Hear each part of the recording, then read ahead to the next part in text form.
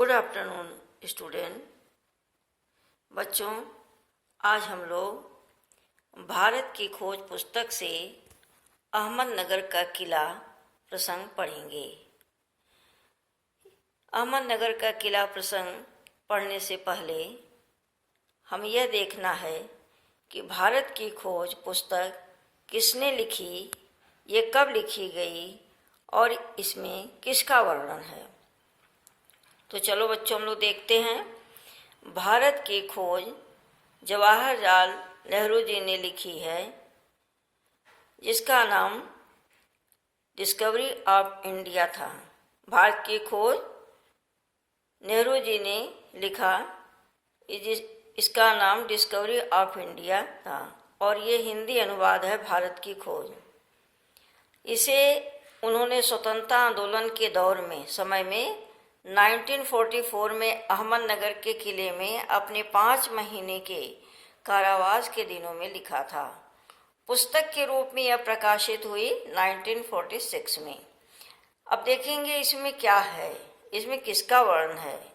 इस पुस्तक में नेहरू जी ने सिंधु घाटी सभ्यता से लेकर भारत की आज़ादी तक विकसित हुई भारत की बहुविध समृद्ध संस्कृत, धर्म और जटिल अतीत को वैज्ञानिक दृष्टि से विलक्षण भाषा शैली में बयान किया है। नेहरू जी ने इसमें भारत की समृद्ध संस्कृत, धर्म और जटिल अतीत को वैज्ञानिक दृष्टि से सुंदर भाषा शैली में व्यक्त किया है। अल्बर्ट आइंस्टाइन के शब्दों में इस पुस्तक से एक महान देश के गौरवशाली अतीत और आध्यात्मिक परंपराओं की समझ हासिल होती है। बच्चों, भारत की खोज पुस्तक पढ़ने से हमारे देश की महानता और इसका गौरवशाली अतीत और आध्यात्मिक परंपराओं के बारे में जानकारी मिलती है। अब हम जवाहरलाल जी के बारे में थोड़ा सा देखेंगे।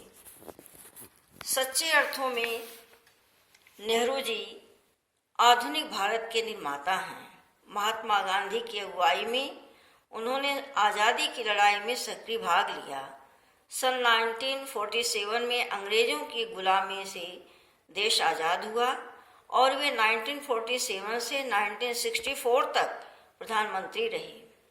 भारत के अलावा उन्हें दुनिया भर में एक ऐसे धर्मनिरपेक्ष मानववादी राजनीतिक के रूप में जाना जाता है, जिन्होंने विश्व शांति और समाजवादी आदर्शों के लिए जीवन भर आवाज बुलंद की। एक महान राजनेता के साथ साथ उनकी प्रसिद्धि एक लेखक के रूप में भी सर्वविदित है, यानी सबको मालूम है। उनकी पुस्तकों में विश्व इतिहास की झलकियां, आत्मकथा और भारत की खोज सर्वश्रेष्ठ पुस्तकों में माना जाता है। विश्व इतिहास की झलकियां, आत्मकथा और भारत की खोज को सर्वश्रेष्ठ स्थान में मिला है। तो चलो बच्चों, फिर हम देखते हैं कि अहमदनगर किले में जब नेहरू जी, जहां उनकी जेल यात्रा थी, अहमदनगर के किले में उनको रखा गया था, तो उन्होंने क्या लिखा है।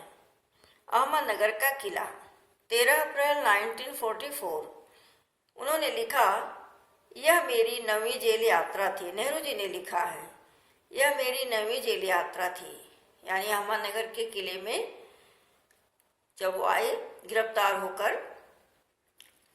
तो यह यात्रा कैसी थी, 9वीं। 8 बार वह किसी और जेल में थे। हमें यहाँ आए 20 महीने से भी अधिक समय हो चुका था। जब हम यहाँ पहुँचे तो अंधियारे आकाश में झिलमिलाते दूज के चांद ने हमारा स्वागत किया। शुक्ल पक्ष शुरू हो चुका था। तब से हर बार नया चांद उगता है तो जैसे मुझे याद दिला जाता है कि मेरे कारावास का 1 महीना और बीत गया। चांद मेरे बंदी जीवन का स्थायी सहचर रहा है। वही मुझे इस बात की याद दिलाता है कि अंधेरे के बाद उजाला होता है। बच्चों, नेहरू जी ने लिखा कि जब मैं अहमदनगर किले में आया तो उस समय शुक्ल पक्ष शुरू हो गया था। शुक्ल पक्ष माने उजाला पक्ष, और उसका दूसरा दिन था, इसीलिए लिखा ना दूज का चांद, दूज के चांद ने, यानी शुक्ल पक्ष का दूसरा दिन था। और उन्होंने ये लिखा कि जब भी 1 महीने बाद दूज का चांद दूसरा दिन निकल आता है, दूज का चांद माने शुक्ल पक्ष का दूसरा दिन आता है, तो मुझे याद दिला जाता है कि मेरे कारावास का 1 महीना और बीत गया, पूरा हो गया। और चांद ही उनके बंदी जीवन का स्थायी साथी रहा है। और उन्होंने लिखा कि वही मुझे इस बात की याद दिलाता है, यह संदेश देता है कि अंधेरे के बाद उजाला होता है, यानी अंधेरे के बाद चांद निकलता है। यह संदेश देता है कि गुलामी के बाद आज़ादी अवश्य मिलेगी। तो बच्चों, यह था नेहरू जी का पहला प्रसंग, भारत की खोज का पहला लेसन, अहमदनगर का किला, जिसको नेहरू जी ने स्वयं लिखा है। आगे का जो लेसन है वो हम लोग कल देखेंगे, उसको तुम लोग अवश्य पढ़ के आना। Thank you student.